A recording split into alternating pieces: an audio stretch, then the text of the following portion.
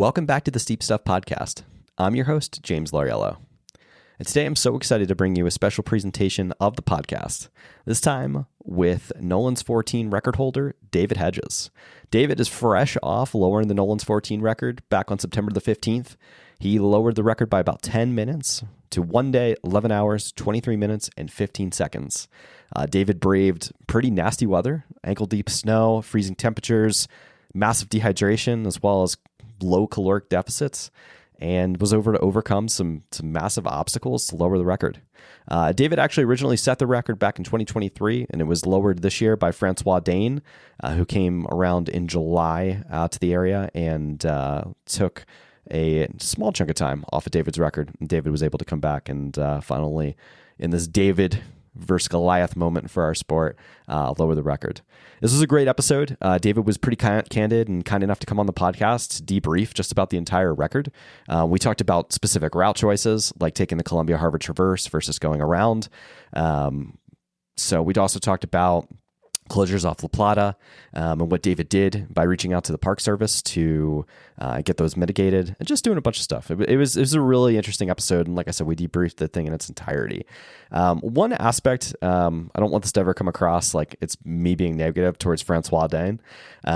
But that said, we did debate the stylistic differences between Francois and David in this very Royal Robbins versus Warren Harding moment for our sport, where Francois came out to the area in July. He brought a very large group of athletes with him to kind of debrief and break down the course, had pacers with him for most of the time, stayed in a camper and just did things differently than David did, who's more adopted maybe more of the purity and like dirtbag lifestyle. So we did debate kind of those differences between the two in the records, and even got into the nitty gritty on the routes they specifically chose as well. And David was kind enough to be pretty candid about that as well. So I hope you guys enjoy this one. It's an interesting episode. Lots of good stuff there. Want to thank David so much for coming on. So yeah, without further ado, David Hedges and the Nolans 14.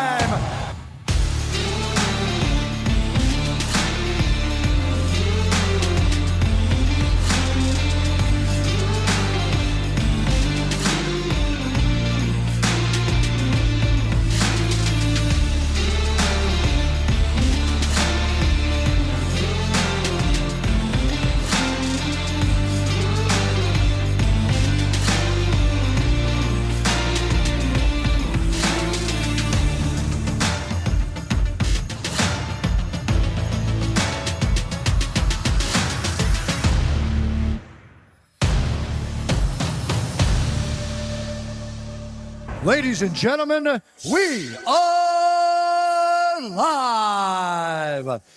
David Hedges, welcome back to the Steep Stuff Podcast. How's it going, man? Good. Thanks, James. Yeah, man. I'm excited to have you back on. Same thing with the message I sent to you after you broke the Nolans record again. The good guys won this time, and I was really excited for that. It was really cool to see you go back and chase this. It was especially given the circumstances with, potential closures at La Plata, issues with, obviously the weather was kind of crazy this time around, and you still did the damn thing. So I got to give you hats off, man. Amazing record and amazing undertaking. Thanks. Yeah, and I was just thinking, reflecting that you, or like a bunch of people who you've had on the pod were helping out too. Yeah, Noah, Morgan. I haven't had Morgan yet, but I know Noah was there. Aaron, yeah, Aaron was around. Yeah, it was like a nice little family of pod alum. We're all around, which is kind of cool. Colorado, cool. Yeah. How are you? I know I asked you this offline, but how are you feeling? How's both mentally and physically following the effort? It's been like I kind of had to take a forced couple weeks. I mean, 1 week seems pretty typical in my experience, and then last week just was pretty it just like didn't feel good, so I took a step back, from training. Just did a bunch of walking, kind of getting back into strength, and now it's sort of slowly but surely, but yeah, it's been pretty rough, honestly. Not so much mentally, but just just the legs are not really responding. Yeah. And we could talk about contributors to that as we kind of talk about the effort and break it down. Mentally, though, like, how do you feel on this one versus in 2023? Like, does it feel any different? That's kind of it. I mean, that's a pretty interesting question because, like, I kind of got probably, I mean, I got some media attention for both. I don't know if one was more or less, but the first time was really the first. I mean, 2 years ago was really the first time I got any sort of media attention, which did actually like have more of a impact mentally than I kind of anticipated. So, and I had more on my plate coming up later that year. I ended up racing UTMB, didn't go well. And then I did all these FKTs and I was like driving around everywhere and it was kind of hectic. So this time it's nice to like just relax and like reflect. And yeah, I think it's been a lot easier. It's been a lot more positive this year, I think. Yeah. Talk about the media attention this time around. We'll get into the circumstances, I think, around it, but there was a good trail runner article written. I know Abby went into depth on some stuff. Just the circumstances, I feel like, were different from this one. Like, I don't want to peg it as like a David versus Goliath story, but the only reason I'll say like literally David versus Goliath, it was just kind of funny because your name's David, pun intended there. But like in the sense where, like, you know, there's this big brand of the Solomon involved, and like Strava is like talking about Nolans now, and it's like on Instagram everywhere. And then good old David Hedges, who is this like salt of the earth human who like puts everything into this, not flashy, not big sponsors, not this, not that, just a dude that works really hard, shows up and takes some time off the record. Like that to me is like the hero's kind of story. Like I like following that. I don't know where I'm going with that, but what do you think of that? Yeah, I appreciate that. I mean, that was part of my motivation. I thought that was like it was inspiring. It was a cool storyline as well. And I like, you know, I believed, I wasn't reaching to go do it. Like I was pretty damn sure I could, if I, you know, cleared the rest of my schedule and was just like, I'm going to train my ass off for all of August, you know, for 6 weeks and really study the splits and like get a good crew. Like I could do it. I mean, yeah, I did think like, I mean, you know, like Francois had like 6 YouTube videos, like pro produced the whole thing, like I think 20 sponsored posts. And it was just like, I can't even relate. Like, I don't even know how you go somewhere like with an RV and like, don't go into town and like do this project. And I don't know. I mean, he nailed it. And yeah, but it was definitely like motivating that like, okay, well, you don't need all that. Like that's all super superfluous. Like it's completely unnecessary. Like I think like us Coloradans and New Mexican Rocky Mountain people can totally like hold our own against the Euros, at least in our backyard. So I thought that was cool. I mean, I didn't get any of the international media stuff that he did. That's also the other, it's like, it's not just the resources you have to like nowadays in the sport. It's not just that, you know, if you're super sponsored pro guy, it's not just that you have resources to go do a thing more effectively or more easily, but you also get the PR machine, you know, if you care about those things.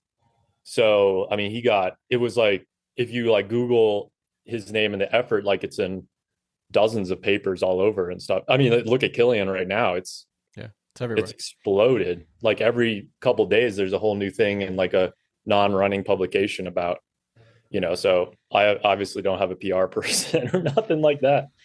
So yeah, but I mean, Iron Far and Trail Runner, or not trailer, but Outside Run, Abby picked up on it, and yeah, it was cool. And Finn. So I love it. Let's dive into it a little bit.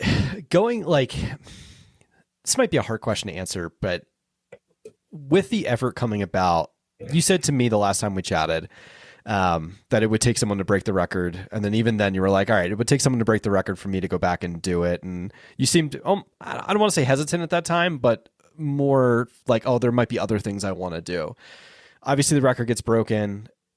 Did that change your why? Was your why different this time around? Or was it still, I just want to test myself against these mountains? Or was it more, I'm going to break this damn record? Like how was your approach on this? Yeah, it became about the record. I mean, because so 2 years ago, like I didn't. So like Francois, I think broke it in on July 4th. Yeah. And at first because people were asking me about it, and at first I just was like, well, I mean, 2 years ago I didn't even have splits in mind at all. I did like 2/3 of it. So well, I did, yeah, like 2/3 of it solo. And I like had the experience I wanted to have, and I like really appreciated that. So at first I thought like, well, I don't really need to. I think I, had what I got, what I was looking for. So I'm not sure if I really care about the record, but pretty soon, just getting back into the mountains in like July, back here in New Mexico, I just was like, I was just really enjoying it. So I figured I'd head up, test the waters a little bit for like a week, do like a 40 something thousand foot week, and just see how camping up high was feeling again. And it all went well. I like was camping with a friend and did a little bit of climbing. And anyways, yeah, I was just like, okay, I just like really committed, I think like August 2nd or something. So it took a bit to really, but yeah, I guess I got pretty competitive about it. At the same time, what I did differently this year was I did some scouting because there were a few line innovations I wanted to check out. But mostly I kind of used an excuse to go, like I, spent some time in Lake City, or like I helped out at High Five a little bit and San Juan Softy. So I kind of like, I realized I didn't have to go like totally obsess on the lines like I did last time, which was fun. But I figured I still had it memorized. It wasn't that complicated. So it was a good excuse to just check out some other 14ers or 13ers. And yeah. This year was a little bit different too with weather. The time that you picked to run it in, obviously there was, if I remember your read up correctly, like the descents were not so straightforward and easy because there was a lot more snow and ice, stuff you couldn't bomb like you normally would have been able to. You probably could have gone significantly faster then. Would you agree with that? I don't want to say significantly faster, but there's definitely more time, you think, there. Would you agree with that? Yeah, arguably if like if my fueling went perfectly and there wasn't snow, it could have been an hour or two. So yeah. On the other hand, it wouldn't have been exciting or as pretty. I mean, I also had, I think it was 11 half hours of dark, running at night, like last light to first light. So that's pretty significant. I mean, that's 4 hours more than early July when I did it last time. So yeah, there's kind of a lot of things. It was a lot more epic this time, that's for sure. Yeah.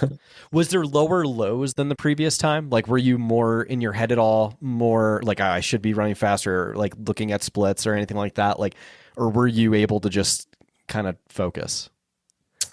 I think actually last time, part of the reason why I wanted to come back was because I may have mentioned this on the last podcast, but I ended up through a series of unfortunate events, had to do 2023's attempt on the hottest ever day in Leadville. And, I mean, the whole thing is above 10,000 feet. It drops to like 98.5 between Princeton and Yale.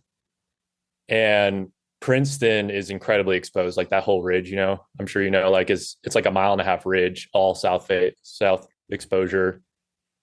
And there's, no water at all. And I think I hit that at probably, midday, like full sun. So 2 years ago I didn't take enough water in Alpine. So I got incredibly cooked on Princeton, and it took hours to recover from the dehydration. So in a way that was way harder and way I mean, that was a bigger low. Both years, I definitely had a thing where I was like, I didn't dwell in it. Like I wasn't like super pleased, but I wasn't considering like bailing or anything. I was like just very focused, and there's so much distance and time and variables to make or up or gain or lose time that it wasn't that stressful. But yeah, I mean, this time I was shivering, like super windy up high, really cold, and that was frustrating. Just like, oh my god, I'm burning extra calories to not shiver. That's like extremely wasteful. At between midnight and 3 a.m. or something. Like, this is so. I didn't really have ultra like the classic low points in either of the attempts, but I think actually 2 years ago it was, if there was like an acute low point, it was lower than this time. Gotcha. Yeah. Wow. So you would take the shivering over the dehydration then. Yeah. Like. Okay, fair enough. Yeah. I think I would too. It's hard to say. I mean, like, I don't know. Your write up on Strava was really beautiful. Like, and you try to picture like these peaks and traversing these peaks and, with snow on them and just the backdrop with the aspens and everything. It's got to be so gorgeous. Yeah. It was incredible. It was honestly like the most beautiful sort of setting to do anything. Especially that first day, like going up Princeton, it was insane. It was so nice. Like, cause most of the snow was still intact down to whatever it was, 13.1 or something. So, yeah, I mean, I really, yeah, like it didn't go perfectly, but, I can't complain. Like, Yeah. uh, Let's pivot a little bit. I want to talk to you about your just the group of people you put together. Like, just some amazing humans between Noah Williams, Morgan Elliott. I know Aaron Tunn was there. Like, there was quite a few people like in your corner, man, and like really rooting for you, like wanting you to do this. I mean, they had like a little at the end. It was really cool. There was like a little finish line, like a little finish line tape for you to break, and I don't know. It's just like it seemed very special. Like this whole group of Americans like really rallied behind you for you to go break this damn thing. Like, how did you like? Were people reaching out to you once you put the announcement out, or were you kind of recruiting in the background to try and get some folks out there? Like, how did you assemble this group of people? it was 50-50. Like, well, I also had several folks from from New Mexico come up too. So that was like, I didn't ask them directly, but everyone was like super stoked on it down here. So that was like really helpful. I mean, just like, very encouraging throughout the whole build. And a couple guys came up from New Mexico too, which, is not the quickest trip in the world. But it looks like the cool thing too was that like, it was, I mean, it seemed like people like legit enjoyed seeing it go down, which was really like gratifying too. Cause I never, it's because I always assume it's going to be a burden, basically. I'm sure in some ways it is, but yeah, I mean, I wasn't like asking people to, I didn't have, besides Noah and Morgan, like I didn't have, so that was the last, I didn't have like pacers. Like no one was doing work for me. Exactly. Like I was doing all the nav, which is how I want, that's how I think I honestly think that's how it should be. Yeah. For Nolans. Like I feel like that just gives you that connection where like, you really have that connection to the route, and you should kind of know it and be able to kind of just move through the terrain you really have like invested in. But anyways, yeah, so I had a bunch of folks come out. I think I like wrote on Instagram, like just asking if anyone was free, so that a couple people reached out from that, and then I directly asked a few others, and yeah, it seemed to all work out pretty well. I mean, it was quite a lot to handle logistically, and then the big thing is that I only got the go ahead from the from the forest ranger on Monday. So, and I was initially going to start on Saturday. Okay. So I didn't really, so then I put my spreadsheet together. Like everything was, because we even like discussed when I would go through the area. which in the end didn't seem to matter all that much, but just to be kosher. Yeah. Let's talk about that. Let's hit the brakes and get into that. So, what was it? It was La Plata. That trail was technically closed, correct? And you had worked. Yeah. Talk about how you had worked with kind of the local Forest Service to kind of get that figured out. Yeah. So the story is so I did that effort on September 14th or so, something like that. Yeah. And like the last week of August, I think August 22nd, the Forest Service, sorry, not the park, officially closed the entire north aspect of Plata, like all slopes, because a camper had not put out their campfire and they had like left their vape pen and all this shit in the plastic. And it started a pretty small forest fire. We lucked out with the monsoons like really kicked in hard, right? Like the next day, pretty much, or like 2 days later. But it still was, I think, 125 acres max, which is something. I mean, the Forest Service brought out, I think, 45 people to fire personnel to work on it because it was in such a sensitive area between, right on the Independence Pass Road there, and there's some private property and right on the one of the most popular trails in the state. So they just they just closed it, like no access at all. They didn't want anyone interfering with fire operations, and they didn't want anyone to get hurt, basically. So I like got really stressed out because I was like starting to put this together and like really counting on, I trained so hard. And so I was just like trying to email and call any contact I could possibly find. And I knew it might take weeks for them to even see anything like that. But luckily, the ranger in Leadville, the district ranger, was like really, really sympathetic, like really helpful and understanding. And he didn't make any promises at first because you just can't tell with the weather. Basically, it was like, okay, if there's zero chance the fire is going to spread and the fire personnel basically clear out, then you're good to go.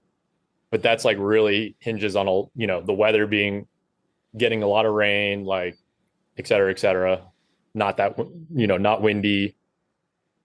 So meanwhile, like I know some other people were interested in doing Nolans, and as far as I know, no one actually reached out.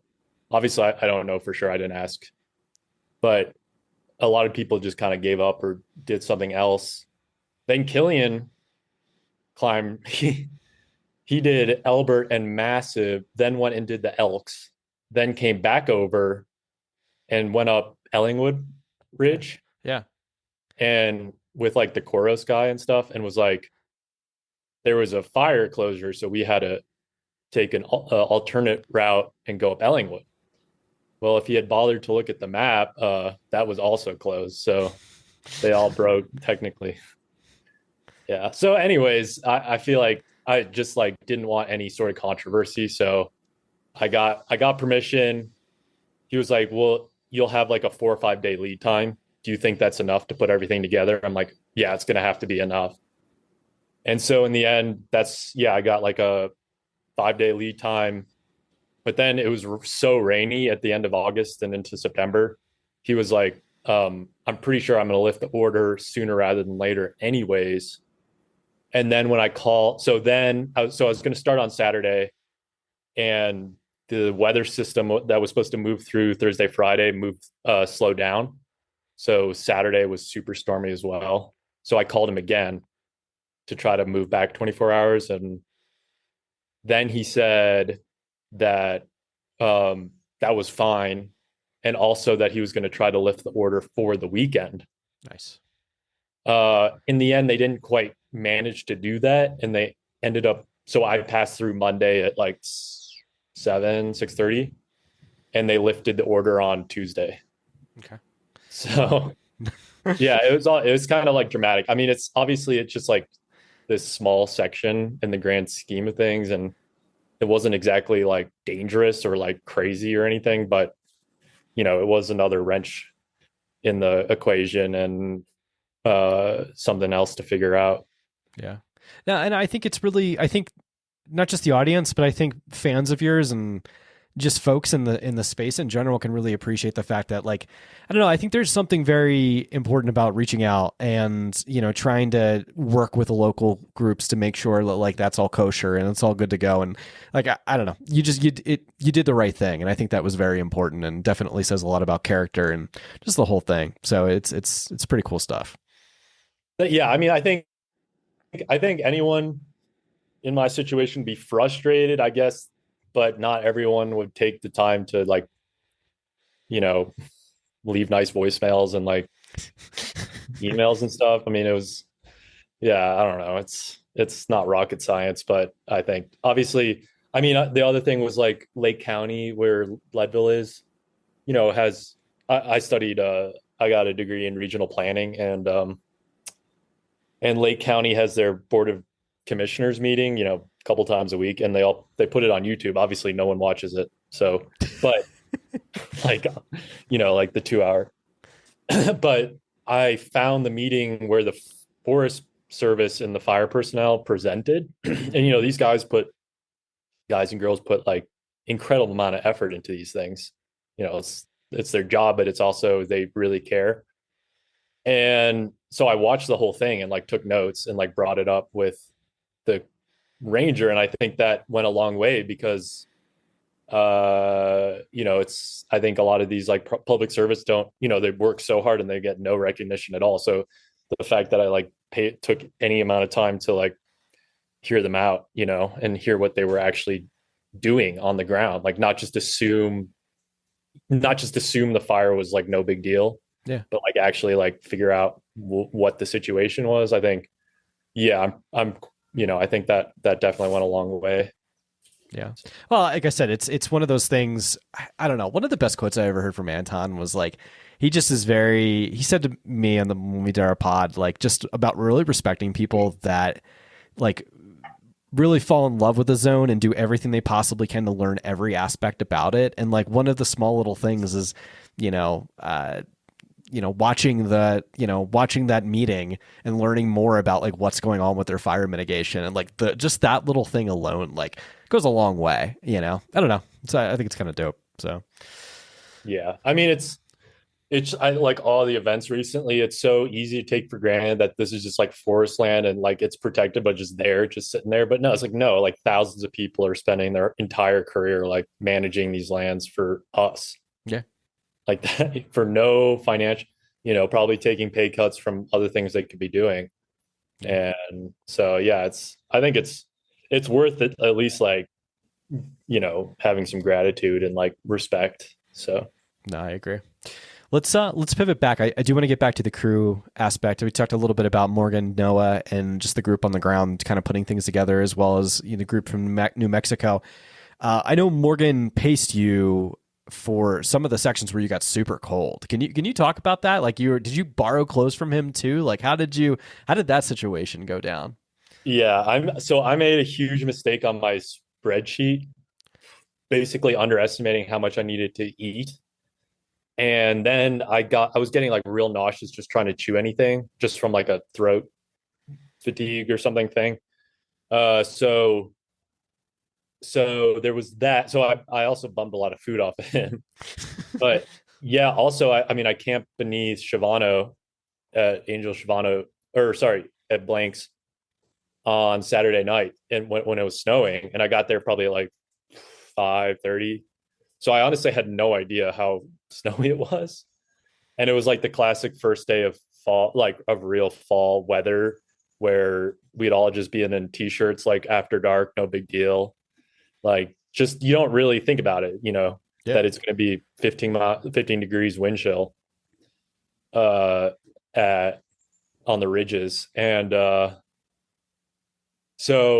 I was just like, there were so many crew people to manage logistically that I was just like pretty overwhelmed with getting all my shit together on just before starting.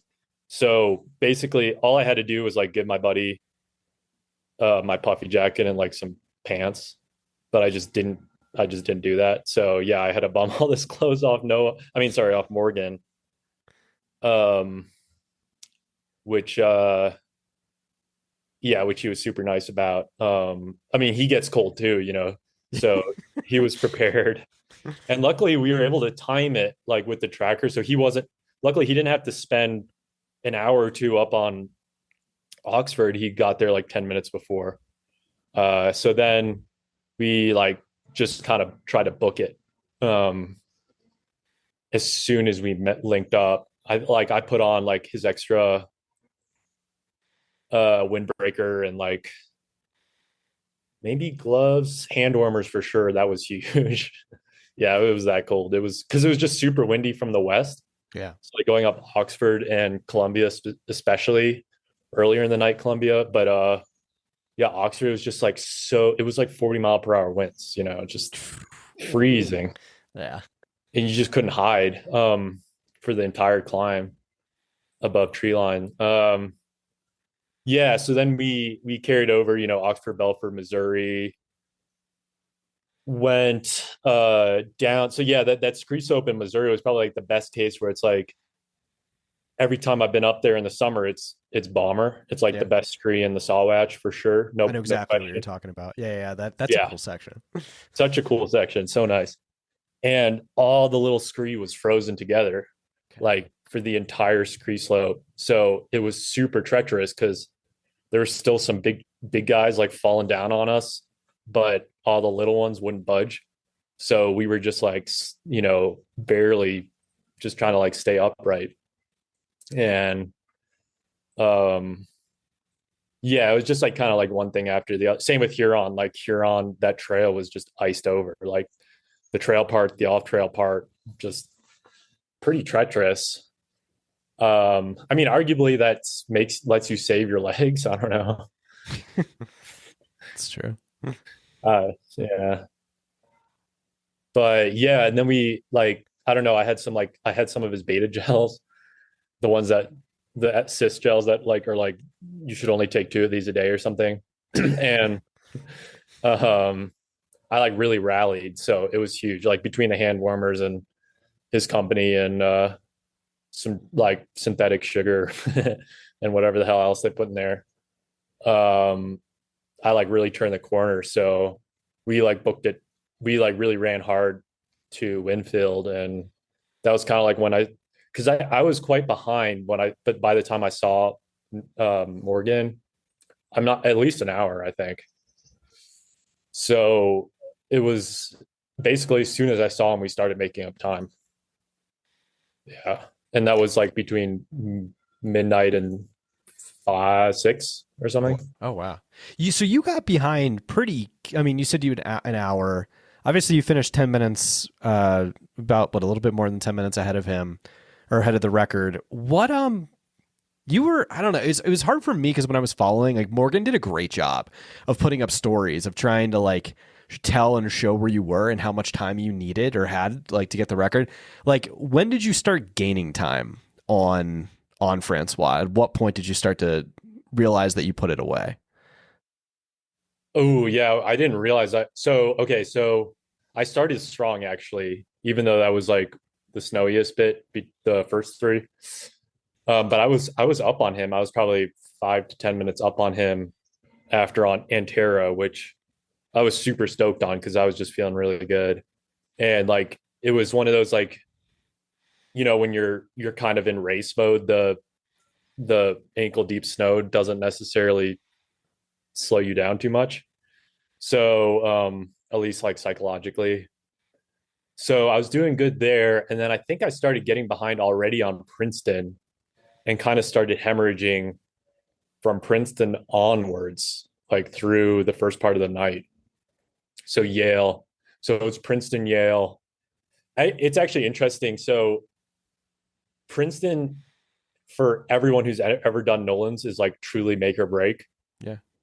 There's no like, I mean, the first part of the descent is like really annoying and kind of treacherous. Like you could actually quite easily like break your leg. Not that I don't think I know someone like broke their ankle on Sawatch once. But anyways, yeah, it's always like make or break. Like people usually have rough time on Princeton. And I actually think that Francois ironically hammered it too hard. because that's the only reason I can think why he ended up slowing down by the time he got to like Huron La Plata. Because so going in, Francois, I knew that I'd seen also Justin Simoni. I'm not sure if you know Justin. Yeah. I don't know him super well, but he was like making all these data graphs with like all the data he could find on people who've done Nolans and their pacing progressions. So it turns out that Francois had made up all this time on my previous record from basically sort of Princeton and Yale. Yeah, like Princeton through to Oxford. Interesting. And then by La Plata, he slowed down to my pace completely. And I had slowed down to Joey Camp's pace. Okay. So we all like regressed. But the question is why he slowed down that much. I don't know. I guess you'd have to ask him. Yeah. But so I like was moving okay, Princeton, Yale, Columbia, Harvard Traverse, but I was kind of just like a little bit behind, and then I hit a real low spot descending Harvard, going up Oxford, kind of like what I was talking about. And Harvard was kind of annoying because that's like this pure north-south ridge, and I did the Columbia Harvard Traverse, which is like a little spicy, but the Harvard descent specifically had like really deep snow drifts. So I was just like really frustrated and super out of food. And by the time I got there and cold, so then I think that's when I think I lost like 30. And then I made a huge mistake on the very bottom part of Oxford, and Pine Creek was like a full on lake because of all the rain, swamp. So it was like cold. I had to wade through like a quarter mile of bullshit swamp and willows. Jesus Christ. and for the river, I couldn't find a bridge over the river. So it was just like so terrible. And so I think I just lost like 30 minutes immediately. Gotcha. In between Harvard, Oxford. So in other words, I didn't get behind too bad or anything through the first half of the run, but it was really that crux, Harvard to Oxford. And then I kind of slowly but surely started making up. And then once I ended up missing my crew in Winfield just by like a unfortunate accident. So I was like truly depleted going off La Plata because I like hadn't had sodium for 9 hours because I'd messed up and then missed all this stuff. Anyways, yeah, I was really depleted and getting like really frustrated, but I think I kind of like held on. So then when I finally was able to down like a ton of just carbs in when I saw my crew at, before heading up Elbert, Noah picked me up, and I think we basically started to match him. So by the time we got to top of Elbert, we were 9 minutes back. Okay. Which I don't think Noah actually told me exactly, but he did know that. And then we actually nailed the descent off Elbert too, which is kind of saying a lot because it can be pretty cruxy that late in the day. But we found like an amazing line. And then I really struggled on the massive climb. So we were 9 minutes behind Francois again on the top of massive. Oh my God, dude. That's crazy.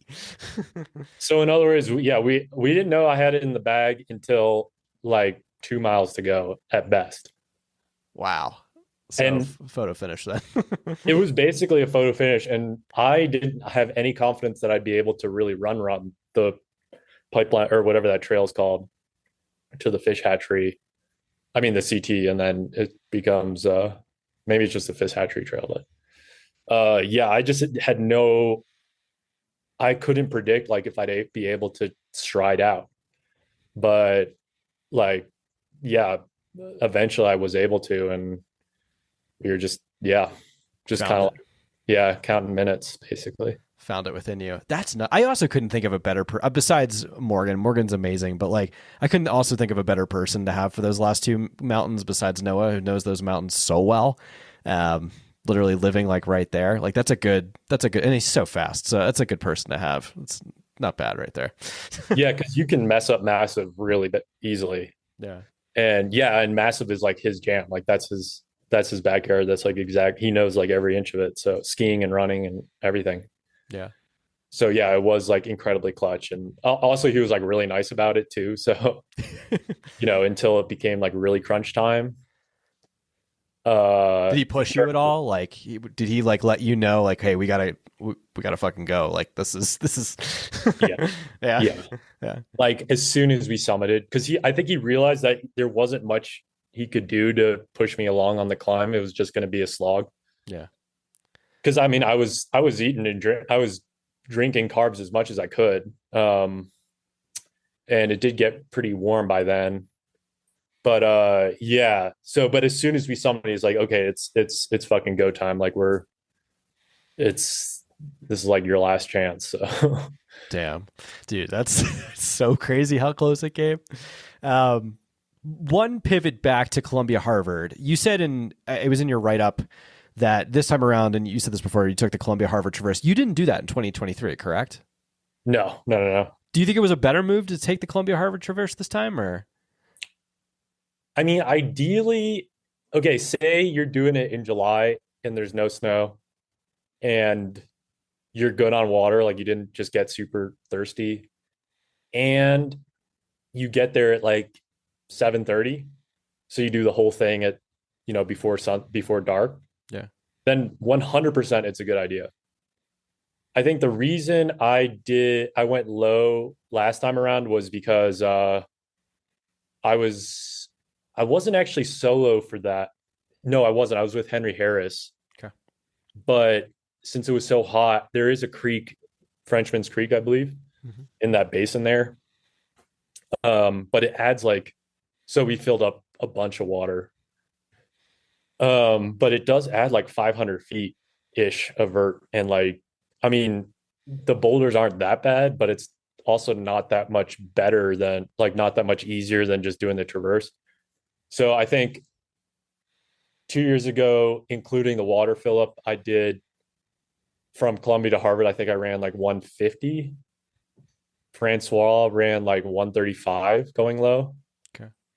And I don't know. I don't actually know what I did this time because it was all at night. Like it was all and pretty icy. That's what I was going to ask. That's the reason I was getting to it. I'm like, dude, there had to have been super icy up there. Yeah. Luckily, it could have been way worse for sure. But yeah, I don't know why. I mean, because it's all above 13. So I don't know why it wasn't as bad as some of the summit areas. But yeah, mostly the the ice wasn't too much of a factor.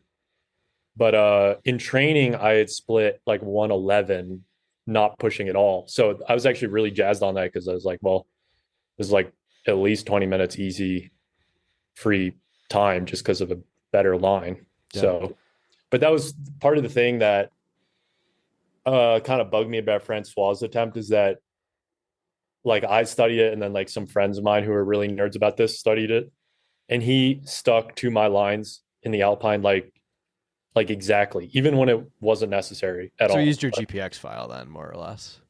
Yeah, and he's sponsored by Suunto. So not only did he use my GPX file, but he had a pacer with him at all times. And they used my GPX file. So he didn't do any navigation, and he stuck to my lines, which was like an amalgamation of Joey's lines, Andrea, and just whatever I'd figured out personally. Mm-hmm. But in other words, so he had just taken for granted that I had done the perfect route, but that's not necessarily true. I mean, within a tiny here and there, yeah. For instance, yeah, he didn't deviate a single foot from my 2023 lines. And it was there's unlimited number of kind of ways you could go off Yale. So, I mean, just through the airplane gully. So, yeah, it was kind of ridiculous, but yeah, but that was kind of the only instance where I sort of got him on the route, because I was looking at other ones, but to be honest, they were all slower, all the innovation, all the potential changes. Interesting. What did you think? And this is not shade. I'm just curious. Like, what was up with the whole sticker thing at the top of every mountain, or like the patches or whatever, like on social media? Did you see that? Like that he was doing? I'm like, what is this? No, I think I missed that. I was like, what are we doing here? I don't know.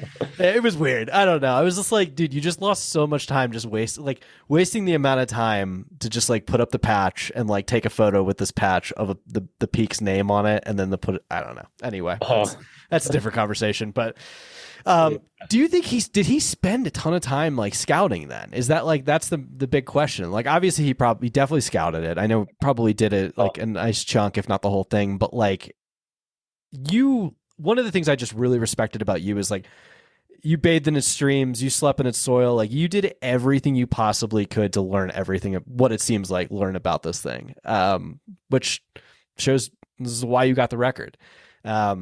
Do you know if he like how much like scouting he did, or what the deal is? So it looks like he did about 2 weeks of scouting, and the way he did it, which was interesting, was he did like, I think it might have been just under 2 weeks, like maybe 10 days, but he did like 330, 50K runs, and then like some easy shakeouts. Okay. Who knows if he posts everything? I have no idea. Yeah. But and he was like in a gigantic RV with the other guys in the matching outfits. So, which it seems like they were in matching outfits the entire trip too, which is even more funny. Like it wasn't just the attempt. The whole time. Yeah, I mean, like I said, I'm not trying to pile on Francois, but there was some funny things that they did that I'm like, what are you guys doing? Like, I don't know. And I don't want to come off as like an asshole, but like I think the thing that I think you pick up on this too, and you feel very similarly, is like this line is like really important to the people in Colorado, and like just this FKT in general. And the way you go about it is entirely like everything. It's really important. And I don't know. Do you feel the same way? Like the way they went about it was just different than the way maybe someone like you or others would have approached it, maybe Joey Campanelli and others of the past? Yeah, I mean, yeah, I'm trying not to. Like, I don't honestly want to like throw huge shade because No. the sport's changing, and I totally get it. Like, I don't blame him at all. Maybe I'd have different feelings if I missed it. But I mean, Joey Camps like told me like he had seen all these like speedsters, I think he called them, like, pro trail runner dudes, American trail runner dudes, try Nolans, and he just thought it was a joke because they like didn't respect how hard the route was and didn't put the work in. But like a huge compliment last time around was that he was like, well, you were one of the only like runners to really put the work in. And I like really appreciated that. And I mean, like, look, Francois, I mean, who knows what the finance situation, look, like he wanted to do Nolans. He had heard about it. He had known people going way back who had tried it. And he had this on his bucket list. And, I mean, he got all this custom gear from Solomon to do it, which was kind of nuts. But, he carved out 2 or 3 weeks in his schedule to go do it. So that's pretty cool. That shows like that Colorado's legit. I mean, he never said it was hard anywhere online, which is like the classic Euro thing. I mean, Killian did the last 12 peaks in like 48 hours or 50 hours or something. And all he said was like, I was very surprised to see that Nolans was at least 50% off trail. I'm like, you could just say it's hard. Like like what's the big deal? Like, yeah, okay, there's like pretty much no fifth class scrambling, like great. But like it's a legit burly route, like it's fine. But I mean, yeah, I mean, I think that's the cool thing though. It's still like in our sport, it's cool that like, okay, Francois can have huge budget and like custom gear, shoes literally molded to his foot, and then customized for Nolans and matching French guys leading the way. but like he's the greatest 100-mile mountain runner of all time. And I was able to break his record because I was, not because I'm a better athlete, but just because I put the time in. Yeah. So I think that's cool. Yeah, it says a lot about hard work. So no, I'm just really appreciative that you went after it and you went and got it. I don't want to shift gears too much, but I do have other questions outside of Nolan's that I do want to get to before time is up. But as we close this one out, I just want to ask you, like, if it's truly legitimized Nolan's in a lot of ways, like, and there's definitely time to be found for you. Like, do you think you'll go back and do it again next year, or are you going to wait for someone else to try and do it again? Oh, I won't do it next year. No way. No. I mean, yeah, it's interesting because I kind of screwed myself over by doing Nolans and Whirl.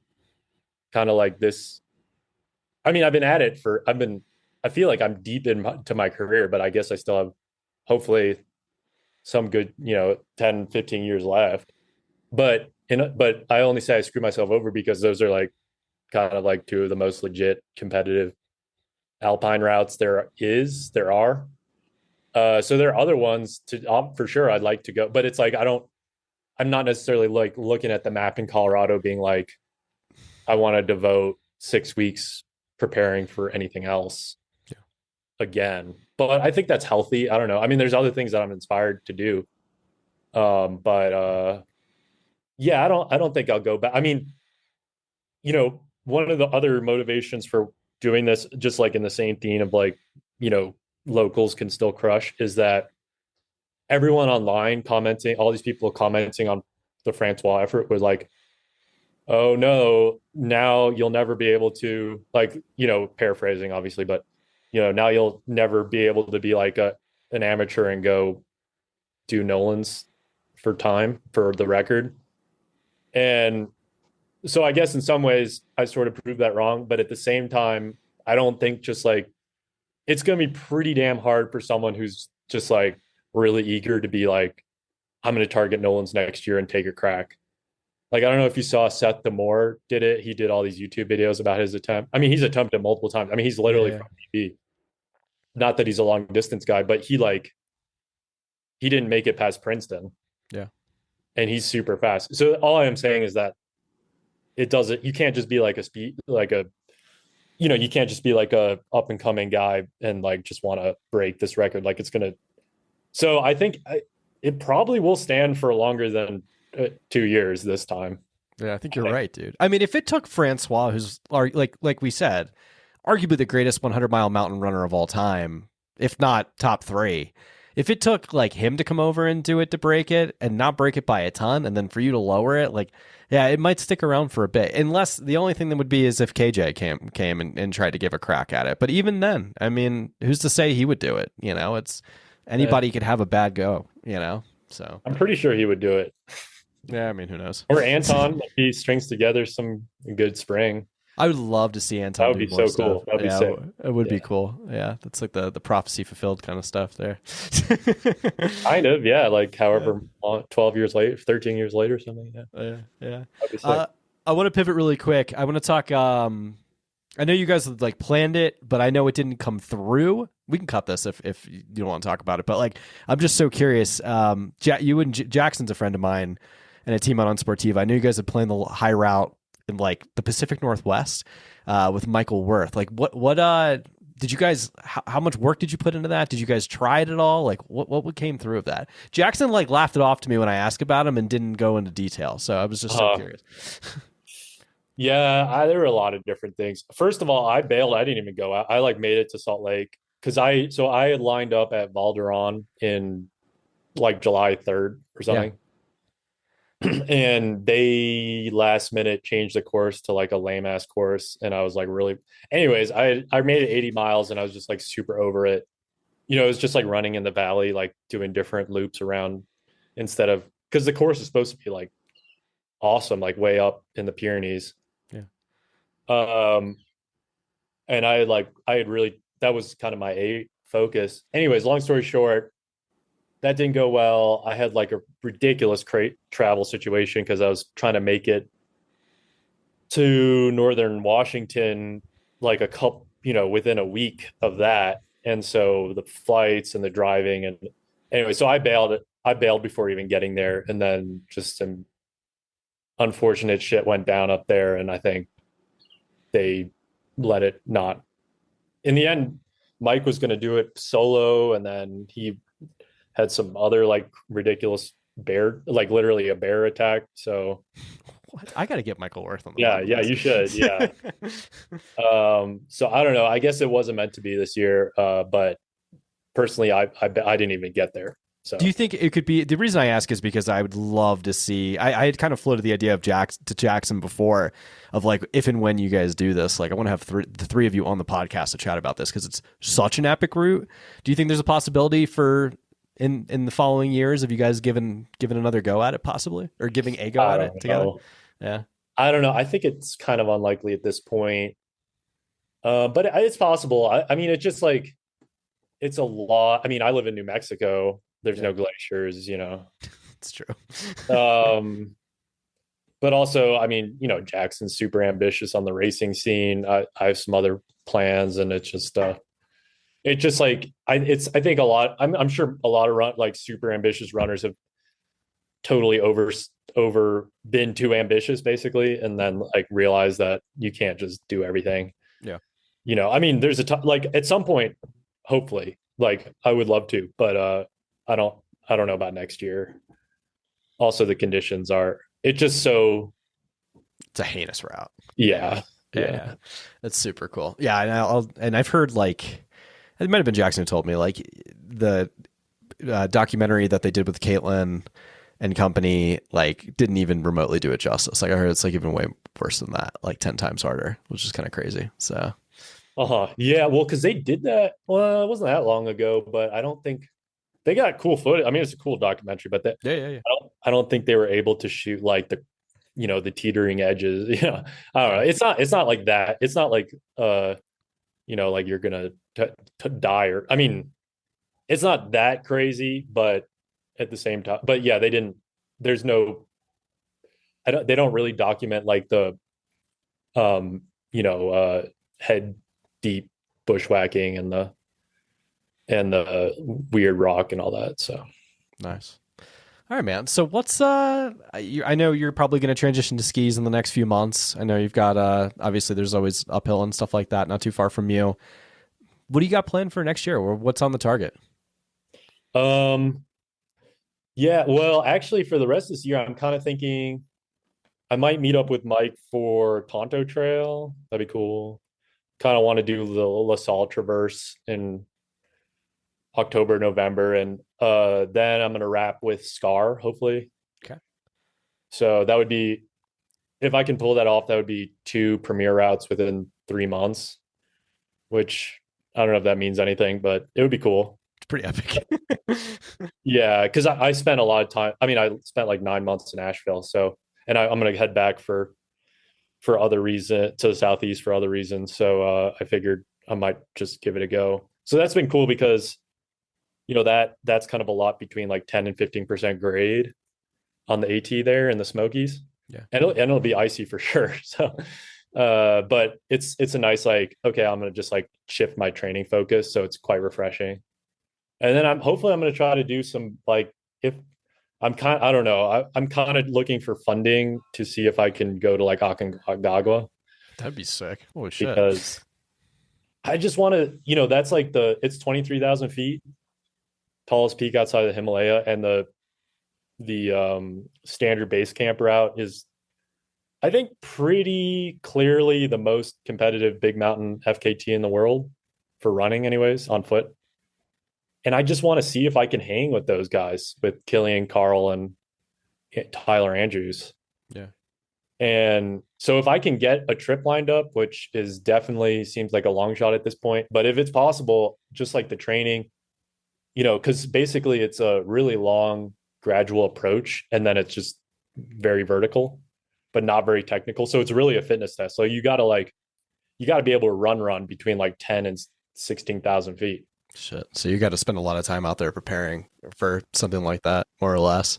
Or, I mean, sleep up here at the resort at Ski Santa Fe, do some uphill intervals, like treadmill. I don't know, just get like real nerdy about it. How high is that? It's like, is it like 11,000 feet, 10,000 feet for you? Or the resort's at 10.3, so that's not bad. That's not bad at all. Yeah. No, you could go to Leadville Leadville's only 4.5 hours away or something. So, dude, you could get very nerdy about it. Like, I love how Jack nerds out about this shit. Like, he gets so into the weeds about it. So, like, yeah. It's really fun to follow that stuff. yeah. No, I mean, that's obviously inspiring from, his Denali, but but it's even more of a pure fitness test because you have to run down too. So can you climb 13,000 feet in 20 miles and then bomb down the steep stuff and then hold on for the last 10, 12 miles? That's like a crazy, yeah, I don't know. It would be a cool project. Yeah. No, I definitely agree. Anything from the racing scene that eyes you up for next year? Probably not. Probably more FKTs. Yeah, I want to go back to Trophy Okima. Yeah, that's why I was floating, kind of the idea of that. That's such a cool race. I mean, I want to chop like 20, 30 minutes off, see where that puts me. I think that would be fun. Yeah. But that's like very explosive. So it's totally different than any of the stuff I really have been doing recently. No, it would have to be a completely different block, I guess. Like, it depends on when you would kind of do Aconcagua, like how to space that out. And what is the season for that? Like, is that South America? You would do that? Like, yeah, it's late November to late February with March as a possibility. Okay. Well, so honestly, not bad, but it's coming up. Yeah, it's well, if any brands are listening to this or anybody that wants to fund that project, I'll put your contact information in the show notes. Let's get this going. Yeah. Exactly. Thank you. Yeah, man. Of course. Well, David, dude, thank you so much. I feel like, do you think we got everything? Is there anything else you wanted to add for Nolans? I want to make sure we told your story properly for this and we got everything. So. No, yeah, that's I think that's everything. Sweet. So. Well, dude, I appreciate it. I can't wait till the next chat, man. You're always a fun conversation to have. Oh, yeah, likewise. Definitely looking forward to the next one, man. Appreciate it. Sick. Yeah, man. What'd you guys think? Oh, man, what a fun episode. I got to thank David so much for coming on and being candid and being open to debriefing this like monumental undertaking that he went through, just like a complete vision quest of an effort. And it's something most people don't get a chance to do in their lives is go that deep. So definitely got to give him hats off for going to the depths of his soul and pulling something out that he didn't know he had, which is pretty cool. So yeah, big fan of David's. Guys, the best way you can support him, 2 different ways. First one, give him a follow on Instagram, D Hedges. That's HEDGES, starting with the D _. So that's D Hedges _. Give him a follow on Instagram if you don't already. Lots of beautiful mountain landscapes, lots of cool stuff. Second thing is if you're a brand out there listening or someone with benefactor level money and is interested in supporting David on a potential Aconcagua conquest or FKT, that is, you can reach out to him via email, or you can find him on Instagram and give him a DM, send him a message, and let him know if you're interested in helping to support his vision for a potential FKT out there, which would be pretty sweet. Again, hats off to David, and what a fun episode. Guys, if you enjoyed this episode, amongst others, the best way you can support us is to give us a 5-star review. Give us a rating and a review. Let me know why you like the podcast. You can also let me know why I don't like it too. But give us a 5-star rating and review on Apple, Spotify, YouTube, or wherever you consume your podcasts. That would be ideal. And very last but not least, you could support us by also supporting our brand partner, Ultimate Direction. If you hop on over to ultimatedirection.com, use code SteepStuffPod, it's going to get you 25% off your cart. They just dropped a whole slew of new stuff over the summer, which is pretty dope. Their new Race Vest 6-liter, Ultra Vest 12-liter. They've got a sweet comfort belt as well as an ultra belt. They also have a quiver. So it's going to get you guys kitted out from head to toe. All good stuff there. So like I said, code SteepStuffPod, one word. It's going to get you 25% off your cart. Guys, thanks so much for tuning in. I really appreciate and love all of your support. You guys are amazing. Good stuff coming down the pipeline. I've got a sweet episode with Tyler McCandless, Debriefing Worlds, where Tyler was in the top 26-ish, something like that. Anyway, he helped get the Americans the gold, or oh god, I wish the gold, the bronze medal at Worlds, which is pretty dope. And we talk all about that. And then we've got some other stuff coming out too, along with a Golden Trail World Series final preview episode that's going to be dropping this week as well. So, guys, thanks so much for tuning in.